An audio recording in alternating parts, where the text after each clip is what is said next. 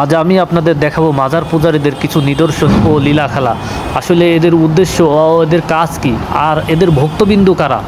এর ভক্তবিন্দু যাদের, আমি তাদেরকে আসলে সবাইকে দেখানোর চেষ্টা করব এই ভিডিও। এখানে যাদেরকে দেখতে পাচ্ছেন মাজার পূজারীদের সব থেকে মূল ভক্ত হলো এরাই। এই মাজারের ভিতরের অবস্থা দেখলে আপনাদের চোখ কপালে উঠবে। এখানে যে মহিলারা আছে, আমি দেখে তো রীতিমতো অবাক হয়ে গেছি। আসলে একটা মাজারের ভিতরে এত মহিলাও থাকে। মহিলা পুরুষ সবাই অবাধে মাজারকে সেজদা করতেছে। আসলে এই লোকটাকে দেখলাম সেজদা করতেছে। আসলে কি বলবো, একে দেখে মানে এতটা লজ্জিত, ইসলামকে নিয়ে এতটা বিরূপ এদের ধারণা, সেটা বলার মতো না। এখানে যেভাবে এদের পীরকে সাজিয়ে রাখছে, আসলে আমি জানি না এদের চিন্তাধারা কি, আল্লাহ এদের কী দিয়ে বানিয়েছে। এদের ভিতরে ঢোকার সময় পিছন দেখে, বেরোনোর সময় পিছু হয়ে বেরোতে হয়। এদের নিয়মটা হচ্ছে এরকম। আসলে এখানে যে পরিমাণের সাজাইছে, এটা দেখলে আপনি রীতিমতো অবাক হয়ে যাবেন। এটা কিভাবে একটা সম্ভব। আর এখানে কোটি কোটি টাকা দান সদকা হয়। আর এদের খাওয়া দাওয়ার ব্যবস্থা আপনি দেখলে মাথা ঘুরে যাবে। এই হলো খাওয়া দাওয়ার ব্যবস্থা। এখানে হচ্ছে রীতিমতো খাওয়া দাওয়ার অনেক লীলা খেলা চলতেছে। এখানে রান্নাবান্না হচ্ছে প্রচুর পরিমাণের। এখানে আমার মনে হলো মিনিমাম আপনার 100-200 ডেক হবে, শুধু খাওয়া দাওয়ার রান্নাই চলতেছে 100-200 ডেক। এখানে আপনারা দেখানোর চেষ্টা করতেছি, দেখেন এখানে ডেক আছে 200 ডেকই শুধু খাওয়ার জন্যই।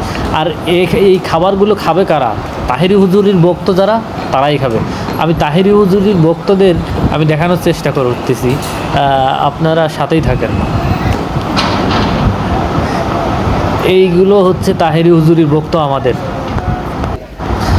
আমি এই ভিডিওটা করতে আমি রীতিমতো একবারই হিমশিম খেয়ে গেছি, কারণ এই ভিডিওটা করতে আমার একটু ঝামেলা হয়েছিল। যাই হোক, দেখেন এখানে রীতিমতো ওপেনলি আপনার মাদক বেচা কিনা হচ্ছে, এখানে খাওয়া দাওয়া হচ্ছে, এখানে কোনো বাধা নেই, বিপত্তি নেই। এখানে আপনার সাইডেই পুলিশ, তারপরেও আসলে এখানে হর হামেশাই বেচা কিনা চলতেছে। আমি এই ভিডিওটা করতে আমাকে 2-3 জন একটু বাধা দিয়েছে, পরে অনেকক্ষণ পরে আমাকে অবশ্যই একজন টার্গেট করছে, পরে আমি এখান থেকে দ্রুতই সরে গেছি। এখানে সবথেকে ইন্টারেস্টিং একটা বিষয় দেখলাম, এখানে বেচা কিনা হচ্ছে আপনার মেপে মেপে। আপনি এইটা দেখলে অবাক হয়ে যাবেন।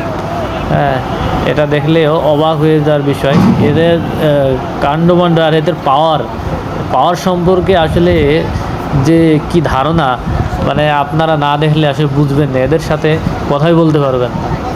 এদের অবস্থা আসলে ভয়াবহ অবস্থা। আর এরাই হলো মূলত মাজারের খাস লোক। আসলে এখানে দেখা যাচ্ছে, দেখেন সেটা হচ্ছে এখানে ওই লোক মাদক বিক্রি করতেছে, সেটা হচ্ছে আবার দাড়িতে